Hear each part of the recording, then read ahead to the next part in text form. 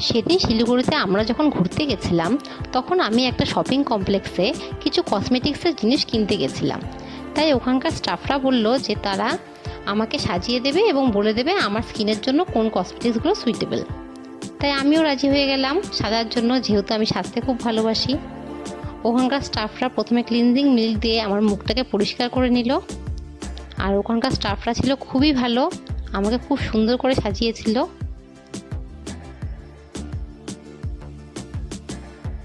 এই দেখো, ওরা খুব যত্ন সহকারে আমাকে সাজিয়েছিল।